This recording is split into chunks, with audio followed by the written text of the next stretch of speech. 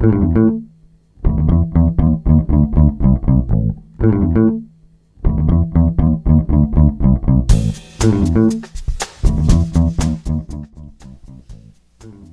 and welcome back to Rob's Feed today. This is episode number 42, and I'm Rob Schendel.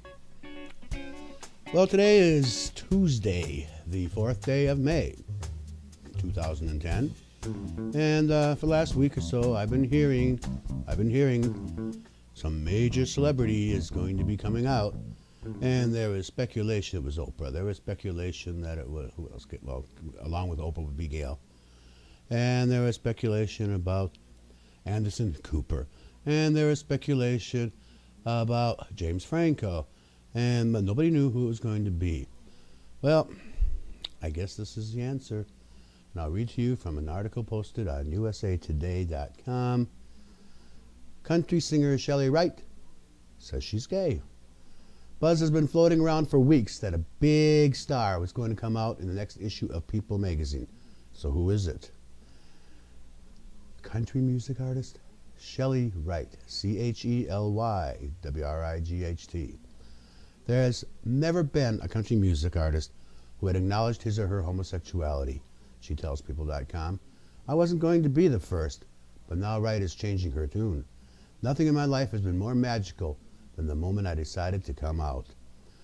Wright, 39, says, early in my life I went through what I think a lot of gay people go through, thinking that I could change and pray it away. Wright tells Access Hollywood she felt she was living a lie. Of her long-term relationship with fellow country music artist Brad Paisley, who did not know she is gay, she says, when I realized he was wanting forever with me, I could see the damage I was doing to him, and I cut him off completely. Cold turkey. Well, that's nice.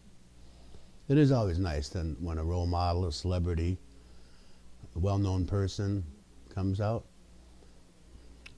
But in a way, I'm a little disappointed because I'm wearing a Western shirt, but I don't listen to country Western music.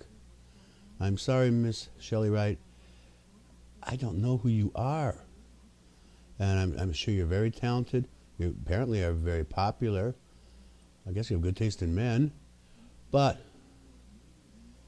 I just wasn't acquainted with you. So, but I have to hand it to you. Congratulations. It's not easy, and you will be. A lot of your fans will be grateful that you've taken this step. Have you been watching the History Channel? The History Channel is currently running a series called America, the Story of Us.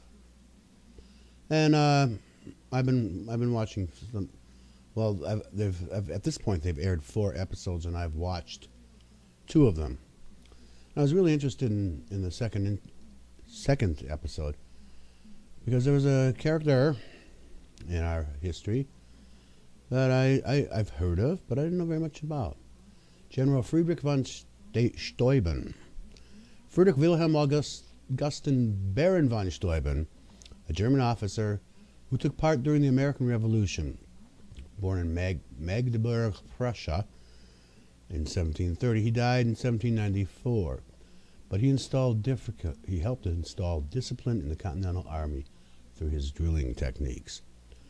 Despite his claims, von Steuben was only a captain, not a former Prussian general, but he was a superb drill master. Although they were good individual fighters, the Americans' ignorance of the elementary principles of drill or maneuvering often put them at a fatal disadvantage against their well-trained enemy. Von Steuben set out to change all this, and incidentally kept the men well occupied during the Valley Forge winter. He served with distinction through the 7 Years' War, became a captain on the general staff, and in 1762 was appointed an aide-de-camp to King Frederick II. When peace came in 1763, he was discharged. For the next 14 years, he was unable to find military employment, but he somehow acquired the title of Baron. At Paris in the summer of 1777, Steuben undertook to obtain a commission in the American Continental Army. Count Claude Louis de Saint-Germain, the French Minister of War, recommended him and vouched for him to the American commissioners, Benjamin Franklin and Silas Deane. They agreed that he would be a valuable asset to the American army, but that he would have little chance to prove his worth if he arrived on the scene as a mere captain. Accordingly, they presented him as a lieutenant general in the King of Prussia's service. Steuben ably played his part in the deception. He arrived at Portsmouth, New Hampshire on December 1st, 1777, accompanied by a military secretary and an aide-de-camp. In January 1778, he was received with high honors by the Continental Congress at York, Pennsylvania. He reported to General George Washington at Valley Forge, Pennsylvania on February 23rd. Washington at once assigned him to the task of training the troops, and in this he proved so successful that Washington obtained for him the appointment of Inspector General with the rank of Major General on May 5th, 1778.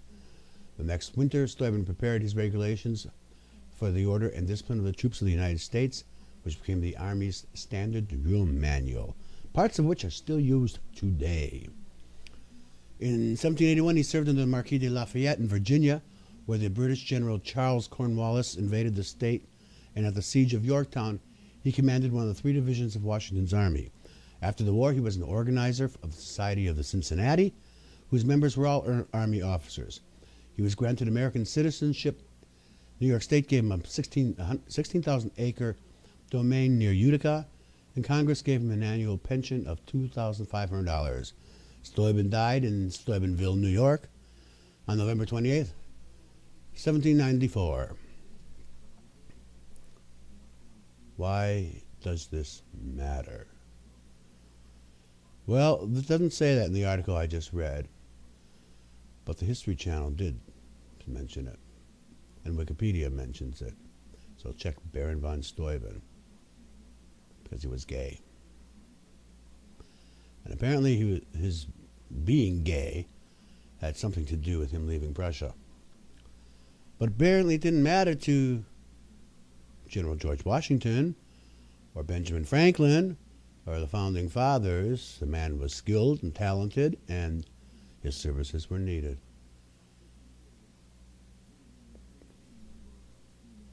Did you realize that there was a gay person, a gay man, who was a hero in the American Revolutionary War? I didn't. Apparently our Founding Fathers felt that sexual orientation was irrelevant as far as serving in the military. What's wrong with us today? Why isn't today's military of similar mind? It's time for Don't Ask, Don't Tell to be repealed, don't you think? And having said that, I'll say thank you for watching. I'm Rob Shendo, and that's all I'm going to say.